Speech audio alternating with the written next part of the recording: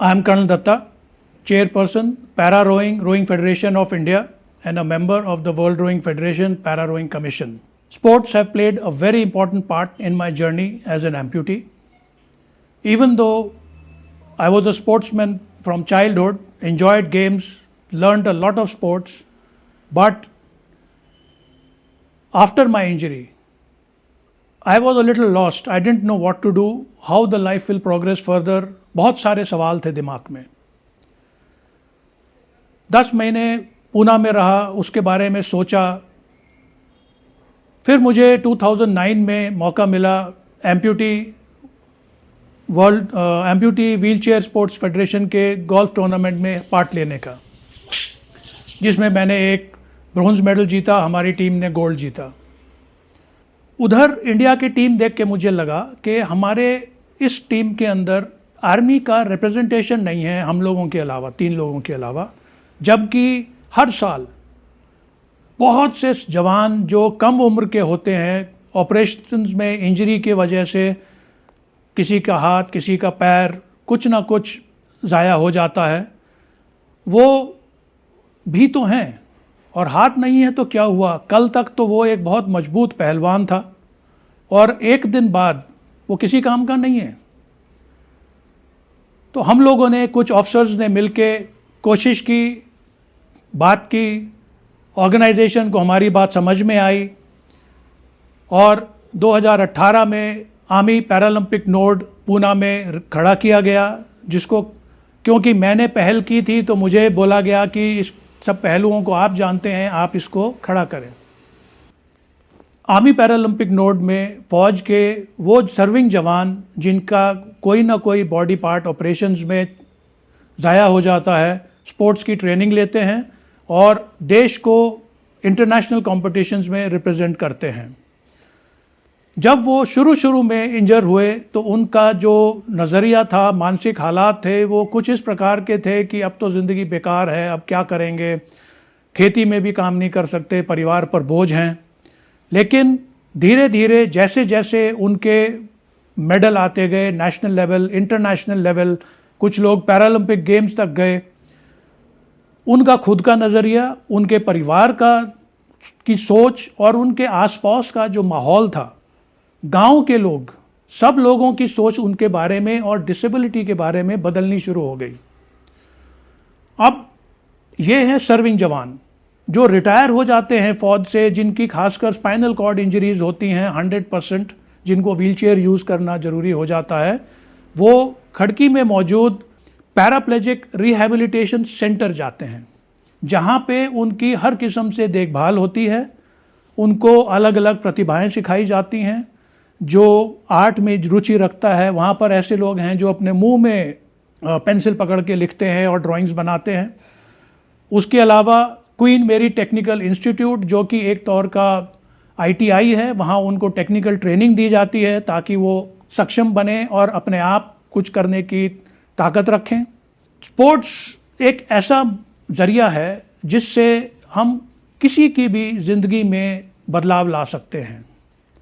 मैं आज फ़ौज से रिटायर होने के बाद रोइंग फेडरेशन ऑफ इंडिया के लिए पैरा रोइंग को देखता हूँ और हमने सिविल में, फ़ौज में जो लोग हैं जिनकी डिसेबिलिटी है, बच्चे, उनको रोइंग करने में सिखाना और उनको बाहर लाने की एक मुहिम छेड़ी हुई है. गवर्नमेंट ऑफ इंडिया से भी सपोर्ट है. एक टेक्निकल कमेटी का गठन किया गया है, टैलेंट आइडेंटिफिकेशन कमेटी का. मेरी इस जर्नी के दौरान मैंने देखा कि कुछ लोग हैं जिनकी डिसेबिलिटी काफ़ी है और कुछ की बहुत कम. और जो कम है जिनकी डिसेबिलिटी, जैसे किसी के एंकल में शॉर्टनिंग हो जाती है या मसल्स में शॉर्टनिंग होती है, यकीन मानिए 6 महीने की ट्रेनिंग के बाद हालात यहाँ आ गए कि जो हमारी स्पोर्ट्स की मिनिमम डिसेबिलिटी क्राइटेरिया है वो उसके बाहर हो गए. हमारा जो काम है वो उन लोगों के लिए है जिन्हें लगता है कि वो कुछ कर नहीं सकते.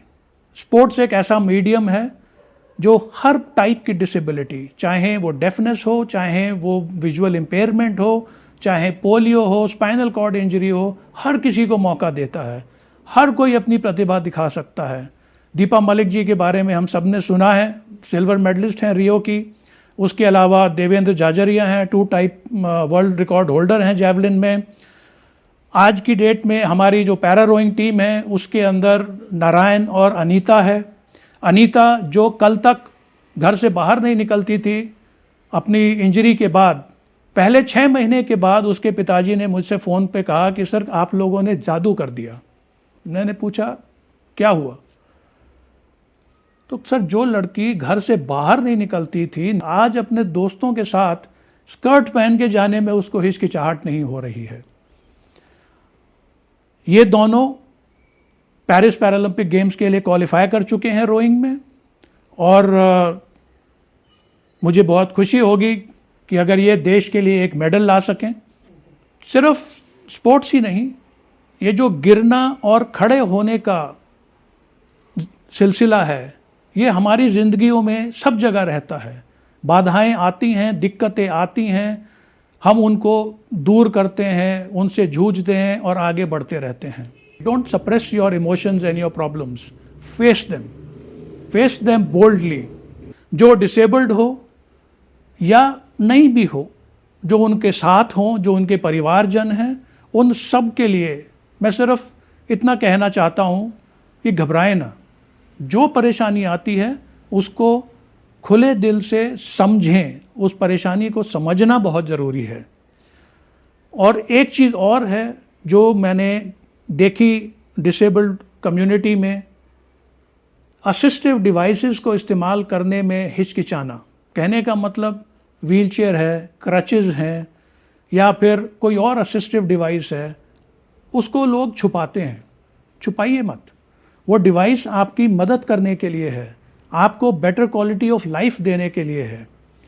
जब आपको लगे दिक्कत है, परेशानी है, आप हेल्प लें असिस्टिव डिवाइस की, अपनों की, और जो ऑर्गेनाइजेशंस आपके लिए तैयार हैं, बाहर हैं, उन सब की आप असिस्टेंस लें, आपको मदद मिलेगी। जिस भी तरीके से आप अपनी ज़िंदगी को जीना चाहते हैं वो आपके ऊपर है, लेकिन अगर आप स्पोर्ट्स को अपना सकते हैं अपने जीवन की तकलीफ़ को दूर करने के लिए और कुछ हासिल करने के लिए, तो मुझे बहुत खुशी होगी।